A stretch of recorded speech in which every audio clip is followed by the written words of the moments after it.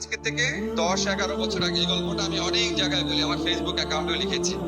10-11 বছর আগে একটা স্টুডেন্ট আসতো, খুবই অর্ডিনারি ব্যাকগ্রাউন্ডের, বুঝতে পারছো, মানে কাপড় চোপড় দেখে বোঝা যায় একটা কাপড়ই বারবার পরে আসে, খুবই ক্লান্ত চেহারা, খুবই ঘর্মাক্ত চেহারা, বেতন দিতে পারছে না ঠিক মতো, বারবার তোমার ডিফল্টার হয়ে যাচ্ছে, আর ক্লাসে আসতো দেরি করে, কিন্তু ক্লাসে খুব ভালো আনসার করতো।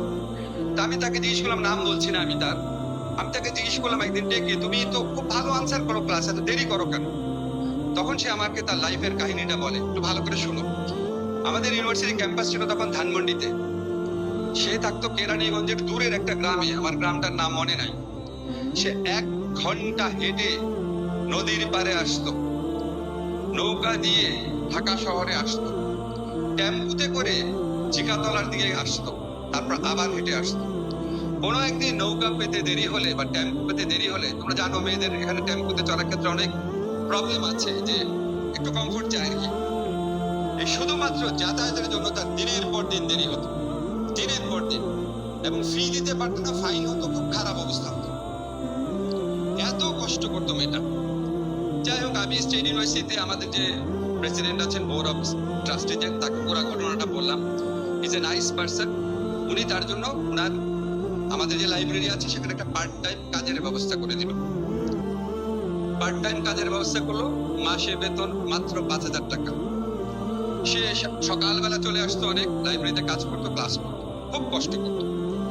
এখন আমাদের যারা ল পরীক্ষা টরীক্ষা দেয়, আমাদের অনেকের জীবনে স্বপ্ন থাকে লয়ার হওয়া, যারা অনেক বড় স্বপ্ন দেখতে চায় তারা জাজ হতে চায়। বিকজ তোমরা জানো জাজ ইজ ভেরি কম্পিটিটিভ এক্সাম, ঠিক আছে? 1 লক্ষ ল স্টুডেন্টের মধ্যে থেকে হয়তো 100 জন জাজ হয়, ভেরি কম্পিটিটিভ। আমাদের ঢাকা ইউনিভার্সিটি, এখান থেকে যদি 100 জন পরীক্ষা দেয়, শেষ পর্যন্ত 20-25 জন জাজ হতে পারে, এটা সবচেয়ে বেশি। অনেক বাংলাদেশে প্রাইভেট ইউনিভার্সিটি আছে যেখান থেকে এখন পর্যন্ত কেউ জাজ হতে পারে নাই, এখন পর্যন্ত পারে নাই। অনেক পুরনো, আমাদের স্টেট ইউনিভার্সিটি থেকে পুরনো, তাও জাজ হতে পারে নাই। তা আমি যখন মেয়েটা ভালো রেজাল্ট করছিল, যে একটা স্টেজে বললাম তুমি লয়ার হওয়ার পরীক্ষার জন্য প্রিপারেশন নাও, সে আমাকে দেখি কিছু বলে না। আমি বললাম, কেন প্রিপারেশন নিচ্ছ না কেন? তখন সে মাথা নিচু করে, তার চোখ পানিতে ভরে গেছে, বলে, স্যার আমি জাজ হতে চাই।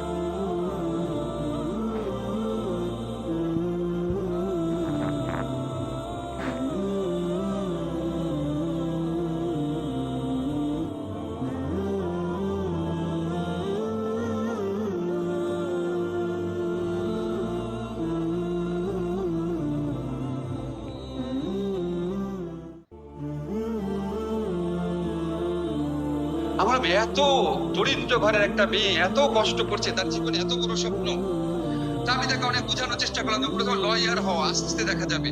সে কথাই শুনলো না, সে পরীক্ষা দিল, প্রথমবার ফেল করলো, দ্বিতীয়বার পরীক্ষা দিল, রিটেন পাস করলো, কিন্তু ভাইভাতে ফেল করলো। থার্ড টাইম যখন আসলো, আমি বললাম, তোমার এত স্ট্রাগল জীবনে, এত কিছু, তোমার ফ্যামিলিকে দেখতে হয়, তোমার ছোট ভাই বোন আছে, কেন এত কষ্ট করতেছো? তুমি একটা ভালো ফার্মে ঢুকো, আমি তোমাকে ঢুকিয়ে দিই। সে কিছু বললো না, চলে গেল। তারপর আমি তাকে ভুলে গেলাম, কারণ তোমরা জানো যে জুডিশিয়ারি পরীক্ষা 1 বছর 1.5 বছর পর পর হয়। হঠাৎ একদিন আমাকে আমাদের ডিপার্টমেন্টে আজমল ভাই, উনি ফোন করেছে, মানে সিনিয়র একজন টিচার আর কি। ফোন করে দেখে উনি কথা বলতে পারছেন আনন্দের জন্য, আমরা সবাই খুব ভালোবাসতাম ওকে। সে চিৎকার করে বলছে, ও তো জাজ হয়ে গেছে। আমি তোমাদেরকে যে মেয়েটার কথা বললাম, এখন শরীয়তপুরে সে একজন ম্যাজিস্ট্রেট হিসাবে কর্মরত। আমার কাছে মনে হয়েছে ওর জীবনে যে 12 ফেলের যে লোকটাকে দেখেছো, তার চেয়ে অনেক গ্লোরিয়াস, অনেক বেশি স্ট্রাগল করেছে। আমি তার গল্প সব কাছে বলি। আমার এই আজাদ আবুল কালাম, ঈশ্বরচন্দ্র বিদ্যাসাগরের গল্প দরকার নাই, শুনলে মনে আছে উনি আমেরিকার ইন্ডিয়ার প্রেসিডেন্ট হয়েছে, ঈশ্বরচন্দ্র বিদ্যাসাগর এত বড় মনীষী। এটা কি আর কি মানুষের জীবন? এটা তো অসাধারণ মানুষের জীবন। অসাধারণ মানুষ না, আমাদের সাধারণ মানুষের জীবনে এরকম অনেক অসাধারণ গল্প আছে। তোমাদের চেয়েও অনেক বেশি কষ্টে থাকা ছেলেমেয়েরা, তোমাদের একটা গল্প বললাম, আরো অনেক গল্প আছে। আমি শিওর আমাদের চৌধুরী মফিজুর রহমান স্যার, উনি ওনার অনেক স্টুডেন্টদের এরকম গল্প বলতে পারবে। সাধারণ পরিবার থেকে এসে কষ্ট করে, পরিশ্রম করে, ডিটারমিনেশন রেখে জীবনে সবচেয়ে বড় জায়গায় গেছে।